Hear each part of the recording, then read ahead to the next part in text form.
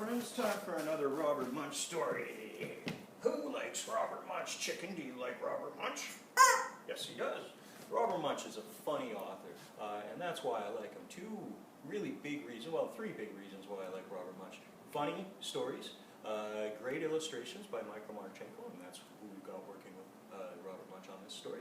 And he uses children as main characters, and in this case, the main character's name is Jason. And as always, funny stuff here. All right, Robert Munch is our author, so the person who wrote this book is Robert Munch. Michael Marchenko is our illustrator, so he did the pictures. This one's called 50 Below Zero. You may have read this or heard this one on Tumble Books already, but the beauty or the great thing about good literature or good books is they're good to hear over and over again. Okay, 50 Below Zero. In the middle of the night, Jason was asleep. He woke up, he heard a sound, he said, "What's that? What's that? What's that?" Jason opened the door to the kitchen.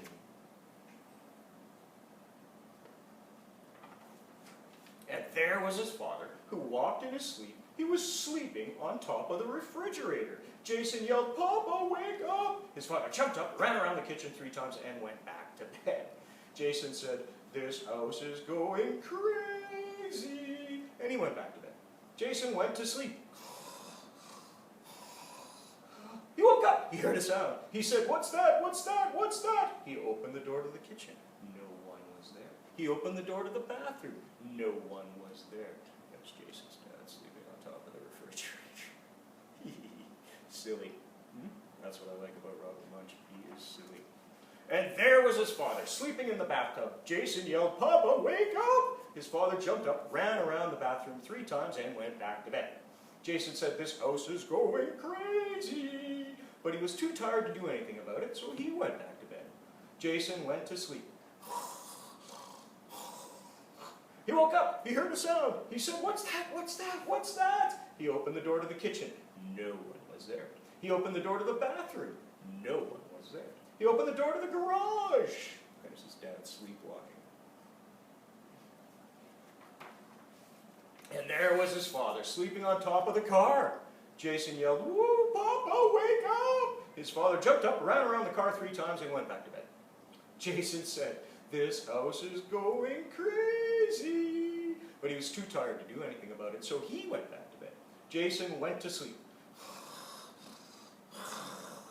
He woke up. He heard a sound. He said, "What's that? What's that? What's that?" He opened the door to the kitchen. No one was there. He opened the door to the bathroom. No one was there. He opened the door to the garage. No one was there. He opened the door to the living room. No one was there. Jason's dad sleeping on the car. Funny. But the front door was open, and his father's footprints went right out into the snow. And it was 50 below zero that night. "Yikes," said Jason. "My father is outside in just his pajamas. He will freeze like an ice cube." That's a good simile. So Jason put on 3 warm snowsuits, 3 warm parkas, 6 warm mittens, 6 warm socks, and 1 pair of very warm boot sort of things called mucklucks. Then he went out the front door and followed his father's footprints. I'm going to go try and save his dad. Good thinking. Jason walked and walked and walked and walked. Finally, he found his father. His father was leaning against a tree. Jason yelled, "Papa, wake up!" His father did not move. Jason yelled in the loudest possible voice, "Papa, wake up!" His father still did not move. Jason tried to pick up his father, but he was far too heavy.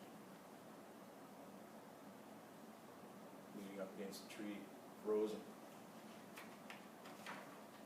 Jason ran home and got a sled. He pushed his father onto the sled and pulled him home. When they got back home to the porch, Jason grabbed his father's big toe and pulled him up the stairs. Bump, bump, bump, bump, bump, bump.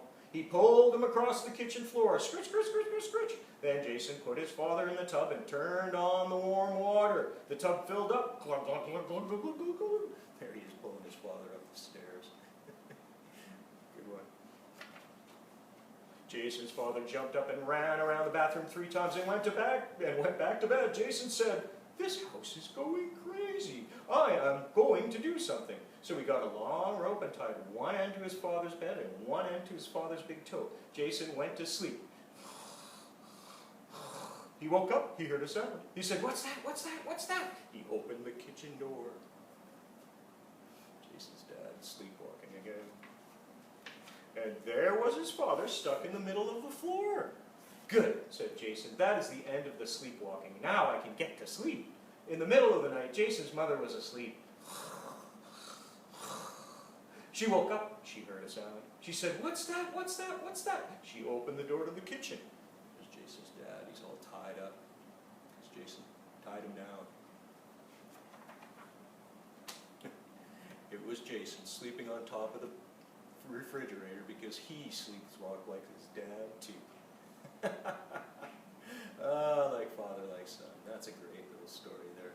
50 Below Zero. So again, main character is a child, Jason.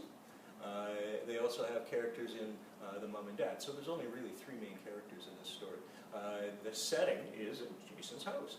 That's where the story takes place. And the plot, like I say, I enjoy Robert Munch's plots because they're funny. That's plot means what happens in the story. And this plot is funny. Imagine sleepwalking out in the night and when it's minus 50. Ooh, 50 below zero. Hence the name 50 Below Zero because it was in the story.